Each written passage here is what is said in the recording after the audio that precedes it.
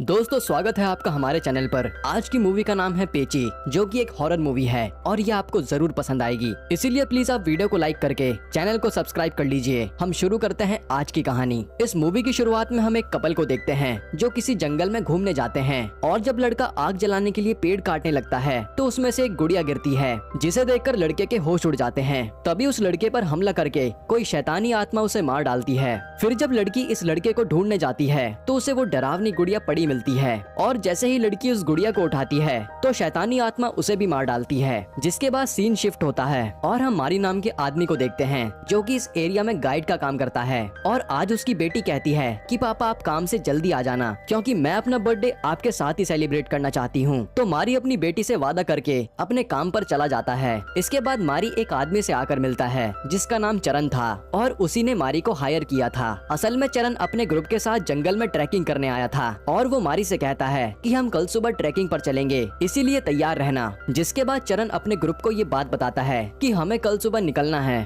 पर यहाँ पर चरण की गर्लफ्रेंड मीना कहती है कि हमें किसी गाइड की जरूरत नहीं है, अगर ये हमारे साथ आएगा तो फालतू में रोका टोकी करेगा, इसीलिए हमें अकेले ही चलना चाहिए। लेकिन चरण कहता है कि अगर गाइड रहेगा तो लोकल रहने वाले परेशान नहीं करेंगे और पता भी नहीं जंगल कैसा है। जिस पर मीना ज्यादा नहीं बोलती। फिर अगले दिन ये लोग मारी को लेकर जंगल में ट्रैकिंग के लिए निकल जाते हैं और रास्ते में मारी की बच्ची आकर उसे एक लॉकेट पहनाती है क्योंकि उसका मानना था कि वो जंगल थोड़ा खतरनाक है, इसीलिए ये लॉकेट काली शक्तियों से मारी की रक्षा करेगा। ये लोग अपनी कार को एक जगह पर लगाकर ट्रैकिंग शुरू करते हैं जहाँ इन्हें शुरुआत में काफी मजा आ रहा था। तभी मीना वहाँ नदी देखती है तो उसमें चली जाती है, जिस पर मारी कहता है कि मैडम यहाँ ऐसे बैठना सही नहीं है, इसीलिए आप किसी सेफ जगह पर कैंप लगाकर रिलैक्स कर लेना। जिस पर चरण भी यही कहता है और मीना को गुस्सा आ जाता है कि हम कहीं बैठकर एंजॉय भी नहीं कर सकते, इसीलिए वो मारी को सुनाकर जाने लगती है कि गाइड हो तो अपनी औकात में रहो, ज्यादा बीच में ना बोला करो। जिसके बाद ये लोग थोड़ा आगे जाकर थक कर बैठ जाते हैं। तभी इनके ग्रुप में जेरी नाम का लड़का मस्ती करने लगता है और चारू उसे पत्थर मारती है जो कि एक घंटी पर जाकर लगता है।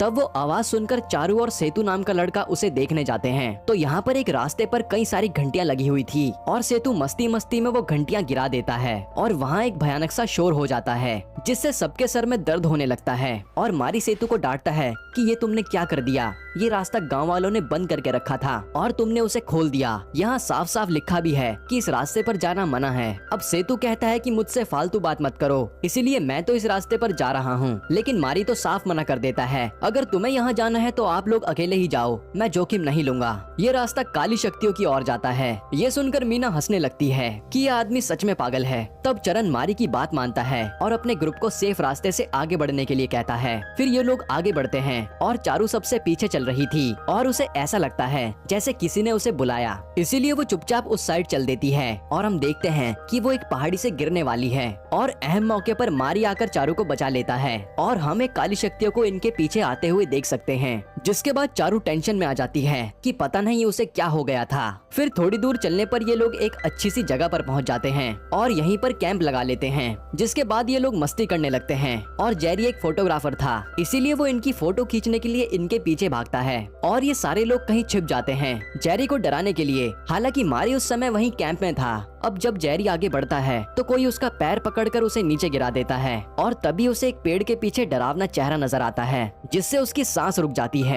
उसी समय वहाँ उसके दोस्त आ जाते हैं और वो सोचने लगते हैं कि जेरी को हमने डरा दिया, पर जेरी तो उन पर खूब चिल्लाता है। फिर वो बताता है कि उसने एक डरावना चेहरा देखा पर कोई उसकी बातों पर यकीन नहीं करता।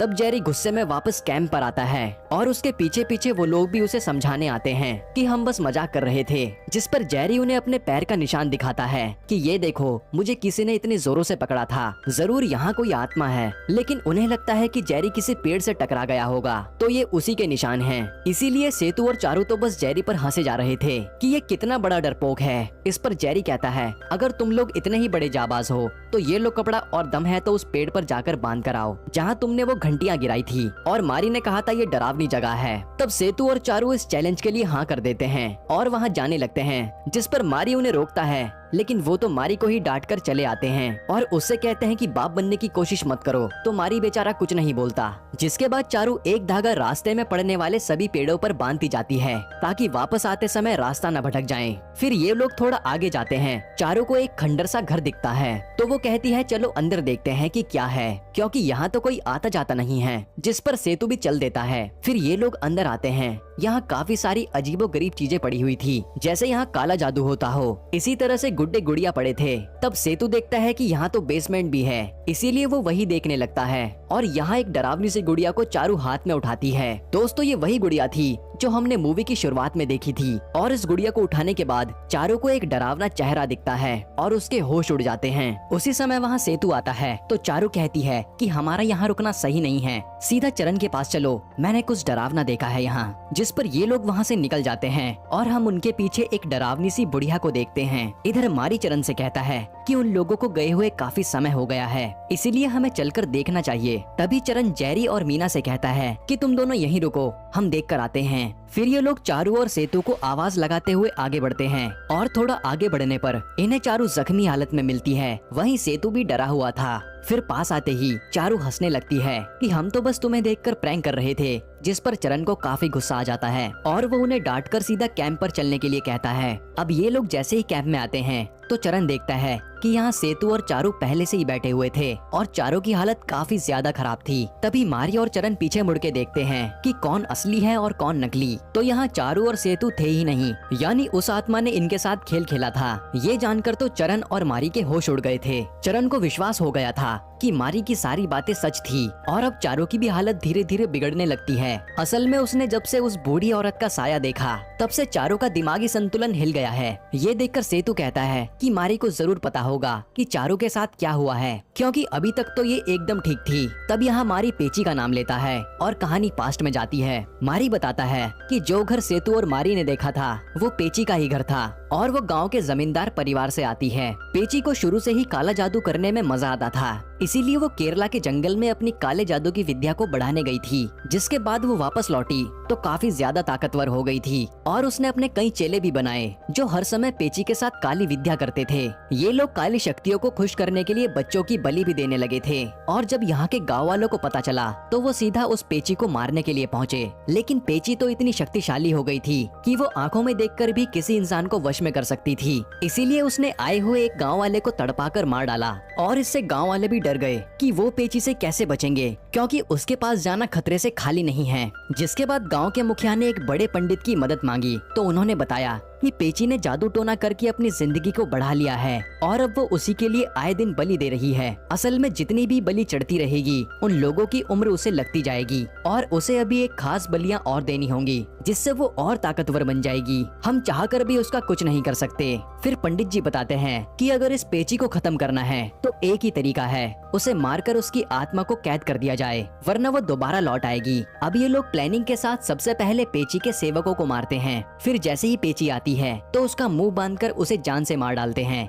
जिसके बाद पंडित जी उसकी आत्मा को एक गुड़िया में डालकर कैद कर देते हैं और जंगल में ही एक पेड़ में गाड़ देते हैं। साथ ही वो कहते हैं कि यहाँ अब कभी मत आना, क्योंकि अगर एक बार पेची आजाद हुई तो वो बलि देकर फिर से ताकतवर हो जाएगी। और अब सीन प्रेजेंट में आता है तो मारी कहता है शायद अब वो पेची आजाद हो गई होगी। और दोस्तों जो हमने मूवी के शुरुआत में देखा था जहाँ पेड़ से गुड़िया गिरी थी वो पेची की ही थी। अब यहाँ चरण कहता है कि हम जंगल से अभी निकल रहे हैं और ये लोग सामान पैक करने लगते हैं। जब जेरी देखता है कि उसका कैमरा तो गायब है जो वो गिरने के बाद उसे वहीं भूल आया था, इसीलिए वो मारी के साथ वापस कैमरा लेने जाता है और जैसे ही उसे कैमरा मिलता है तो वो देखता है कि कैमरे में सारी फुटेज रिकॉर्ड हो रखी हैं, जिसमें अब तक क्या क्या हुआ सब था। ये देखकर जेरी के होश उड़ जाते हैं। फिर उसे यहाँ दो दो मारी दिखने लगते हैं और उसे लगता है कि ये आत्मा अब उसे मारने आ रही है, इसीलिए वो असली मारी को धक्का देकर दूसरे मारी की ओर जाने लगता है। फिर वो भागते भागते उसी पेची के घर में पहुंच जाता है जहां उसे पेची आते ही मार डालती है और मारी को अब समझ नहीं आ रहा था कि वो जेरी कहाँ गया। जिसके बाद मारी के पास चरण आता है और वो जेरी के बारे में पूछने लगता है, लेकिन मारी कहता है कि वो तो अपने आप भागकर कहीं चला गया। तब ये लोग जेरी को ढूंढने लगते हैं, लेकिन रास्ते में इन्हें एक छोटा कैमरा मिलता है जो कि उन्हीं कपल का था जिन्होंने पेची को आजाद किया था और उसमें रिकॉर्ड हो गया था कि पेची ने उन्हें कैसे मारा। ये देखकर मारी और चरण के होश उड़ जाते हैं इसीलिए वो सीधा कैब में आकर कहते हैं कि हमें यहाँ से निकलना होगा। लेकिन मीना कहती है कि हम जेरी के बिना कहीं नहीं जाएंगे। तब यहाँ सेतु मारी से भी लड़ने लगता है कि जरूर तूने कुछ किया होगा। उतने में चारू कहीं जाने लगती है, तभी पेची आकर उसे उठा ले जाती है, जिसे देखकर ये लोग भागने लगते हैं। और मारी कहता है कि अगर एक बार हम उस पेड़ को पार कर लें तो पेची हमारा कुछ नहीं बिगाड़ पाएगी। लेकिन जैसे ही मारी पेड़ तक पहुंचता है तो देखता है कि यहाँ तो उसके पास कोई भी नहीं है और असल में उन तीनों को पेची ही भटका रही थी, जिन्हें ऐसा लग रहा था कि वो मारी के पीछे जा रहे हैं। इस तरह पेची उन तीनों को अपने घर के पास ले जाती है और ये देखकर इनके होश उड़ जाते हैं। इधर मारी सोचने लगता है कि वो अपनी जान बचाकर भाग जाए, पर उसे अपनी जिम्मेदारियां याद आती हैं, इसीलिए वो अंदर जाने लगता है। तभी उस पर पेची हमला करती है, लेकिन वो लॉकेट को देखकर भाग जाती है और ये बात मारी भी नोटिस करता है। जहाँ अब ये तीनों भागने वाले होते हैं, तभी पेची मीना को अपने घर में उठा ले जाती है। ये देखकर सेतु तो कहीं और भागने लगता है और चरण मीना को बचाने घर में आता है। फिर हम देखते हैं कि सेतु भागते भागते पेड़ पार करने वाला था, यानी अब वो पेची से बच जाएगा। तभी उसे जेरी मिलता है और वो जैसे ही उसके पास आता है तो असल में ये तो पेची थी जो सेतु को यही मार डालती है। वहीं मीना को होश में लाकर चरण पेची के घर से बाहर आता है और ये लोग जाने लगते हैं तो वहीं मारी आ जाता है और चरण को अब मारी पर विश्वास नहीं हो रहा था कि ये असली है या वहम। इसीलिए मारी किसी तरह उसे समझाता है कि मैं असली हूँ और तुम ज्यादा देर तक यहाँ रुकोगे तो मारे जाओगे, इसीलिए मैं तुम्हें लेने आया हूँ। लेकिन मीना अभी भी नहीं मानती तो मारी बताता है कि मुझे पेची कुछ नहीं कर पाएगी क्योंकि मेरे पास ये लॉकेट है और मैं मुखिया के खानदान से ही आता हूँ। पंडित जी ने मुखिया को पेची से बचने के लिए ये लॉकेट दिया था जो मेरी बेटी ने जंगल आते समय मुझे पहना दिया था,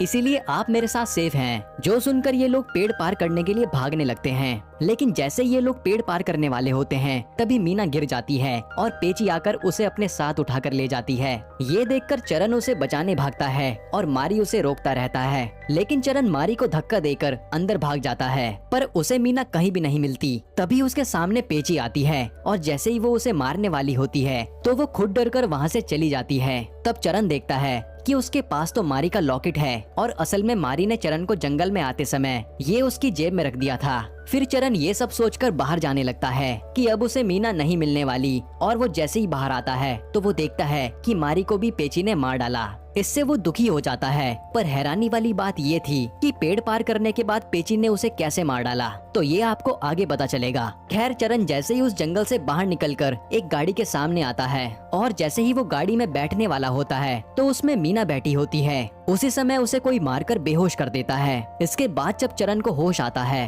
तो वो पेची के घर में ही होता है और उसके सामने मीना बैठी थी। ये देखकर वो हैरानी से पूछता है कि हम यहाँ क्या कर रहे हैं, तो मीना रिवील करती है कि मैं पेची के साथ हूँ। असल में मीना ने ही चरण को पहले अपने प्यार में फंसाया और फिर उसे ट्रैकिंग के लिए उकसाकर उसे जंगल में लेकर आई। फिर हमें पता चलता है कि मीना असल में उस औरत की पोती थी जो कि पेची की सेवा करती थी और जब पेची और उसके सेवकों को मारा गया तो केवल ये लड़की ही बची थी। इसीलिए जैसे ही पेची आजाद हुई तो उसने एक औरत को कांटेक्ट किया और इस बूढ़ी औरत ने मीना से कहा कि पेची जाग गई है, इसीलिए अब तुम्हें लोगों को पेची तक पहुंचाना होगा ताकि पेची 11 बलि देकर ताकतवर बन जाए और पेची के बाद तुम ही उसकी वारिस बनोगी, जिससे सारी ताकत तुम्हें मिल जाएगी। इसीलिए मीना लोगों को फंसाकर कैंपिंग के बहाने उन्हें यहाँ बलि के लिए लाती है और अब तक 6 बलि हो चुकी थी, यानी अब केवल 5 बलि देना बाकी था क्योंकि मीना ने ही मारी को भी मारा था। यानी पेची तो उस पेड़ के पार नहीं जा सकती थी, तो ये काम मीना ने किया था। और ये सब बताकर मीना नया शिकार ढूंढने निकल जाती है और पेची आकर चरण की भी बलि दे देती है। इसके बाद हम कार में कुछ लोगों को इस जंगल की ओर आते देखते हैं जो कह रहे थे कि मेरा भाई इस जंगल से लौटकर नहीं आया, इसीलिए मैं उसे ढूंढ कर रहूंगा। शायद ये चरण का भाई हो सकता है। और यहीं पे ये मूवी खत्म होती है। दोस्तों आपको ये कहानी कैसी लगी हमें कमेंट में जरूर बताएं और ऐसे ही वीडियोस के लिए चैनल को सब्सक्राइब कर लें। धन्यवाद।